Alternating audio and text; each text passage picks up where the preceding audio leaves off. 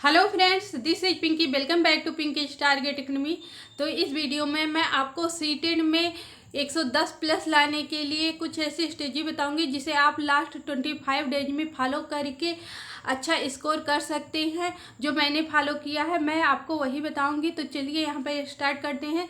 तो देखिए यहाँ पे आपका पेपर 1 और पेपर 2 दोनों में 3 सब्जेक्ट आपका सेम रहेगा। सीडीपी हो गया, लैंग्वेज 1, लैंग्वेज 2, ये दोनों पेपर में आप के लिए एक ही है। तो अगर आप पेपर 1 की या पेपर 2 की तैयारी करते रहे हैं तो वो दोनों पेपर के लिए हेल्पफुल रहेगा।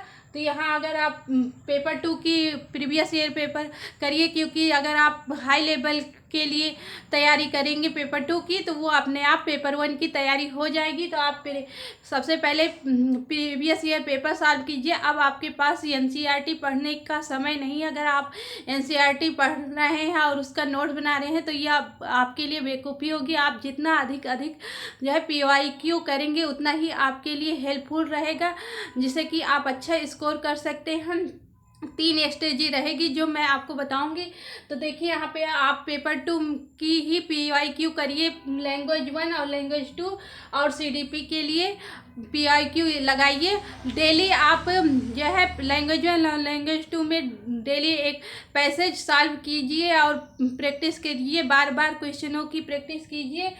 और बात कर लेते हैं मैथ और साइंस के लिए। अगर आप मैथ और साइंस लिए हैं या फिर एसएसटी आप लिए हैं तो एसएसटी के लिए तो आपको पहले से ही आप थोड़ी बहुत तैयारी होनी चाहिए, जिससे कि आप अच्छा स्कोर कर सकते हैं। इसमें आपका मैथ और साइंस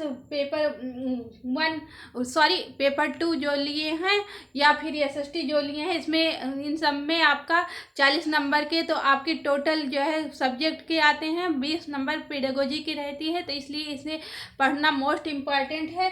तो ये आप पीवाईक्यू करिए और साथ में जो भी आप टॉपिक मिल रहे हैं पीवाईक्यू में वो टॉपिक जरूर पढ़िए, बार बार उन टॉपिक को रिवाइज कीजिए। और अब बात कर लेते हैं पेपर 1 में ईवीएस की। आप ईवीएस कहाँ से कैसे तैयार करेंगे? तो देखिए यहाँ पे ईवीएस के लिए आप जो है जो एक शॉर्ट नोट या फिर आपको यूट्यूब पे कोई भी तरीका फॉलो कर लीजिए जिनका आप समझ में आया हो।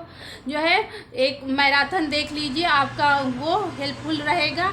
1 मैराथन कर लीजिए और उसके बाद आप पीवाईक्यू लगाइए, क्योंकि इसमें भी बहुत सारे क्वेश्चन रिपीट होते हैं बार बार, जो कि आपके 3 से 5 एनसीईआरटी हैं उन्हीं से क्वेश्चन पूछे जाते हैं और वो बार बार क्वेश्चन रिपीट होते हैं। तो आप ईवीएस जो है कर लीजिए पीवाईक्यू से।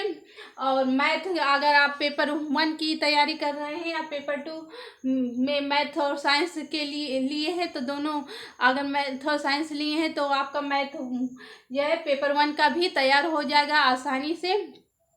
और जिन लोगों ने एसएसटी लिया है मैथ और साइंस पेपर 2 में नहीं है तो उनको मैथ कैसे कहाँ से करना है, तो कम से कम आप बेसिक चीज़ें ज़रूर पढ़ के जाइए, क्योंकि बेसिक ही क्वेश्चन पूछे जाते हैं पेपर 1 में। क्यों इसमें बहुत ज़्यादा हाई लेवल के क्वेश्चन नहीं पूछे जाते हैं मैथ में। तो बेसिक चीज़ें आप करिए, आप अच्छे अंक स्कोर कर सकते हैं इसमें भी।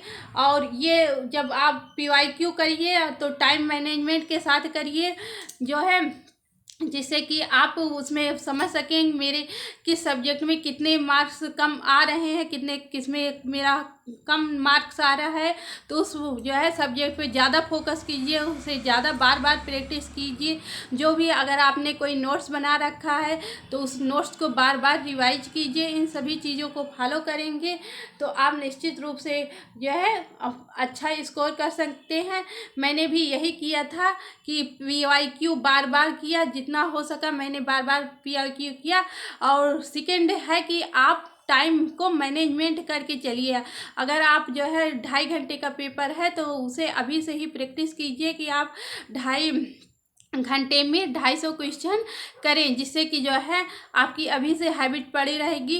क्योंकि अगर आप जो है अभी से प्रैक्टिस नहीं करेंगे तो आप एग्ज़ाम में प्रैक्टिस नहीं कर सकते हैं, ये निश्चित रूप से मान कर रखिए। और आप हाई टारगेट रखिए। अगर आपको 110 प्लस लाना है तो आप मैक्सिमम 120 130 टारगेट रख के करिए, क्योंकि जो एग्ज़ाम का प्रेशर होता है वहाँ से आप वो कितना भी आता है, लेकिन आप जो है एग्ज़ाम के प्रेशर की वजह से जैसे 4-5 नंबर अपने आप ही गलत हो जाते हैं। तो जब अगर आप हाई स्कोर टारगेट करके चलेंगे तब आप 110 या 115 120 ला सकते हैं, अगर आप 130 प्लस जो है टारगेट करके चलेंगे। तो ये ज़रूर करिए। और टाइम को मैनेजमेंट करना पे आपके लिए बेहद महत्वपूर्ण है, इस चीज़ को बहुत ही ध्यान रखिए। मैंने भी यही गलती की थी कि मैंने जो है टाइम को बहुत अच्छे ढंग से मैनेज नहीं किया था, इसलिए मेरे जो है 110 प्लस मार्क्स ही आए हैं। अगर आप टाइम को अभी से मैनेज कर लेते हैं तो आपके अच्छे मार्क्स आ सकते हैं। तो चलिए आज की वीडियो में इतना ही, मिलते हैं नेक्स्ट वीडियो में, तब तक के लिए टेक केयर, बाय बाय।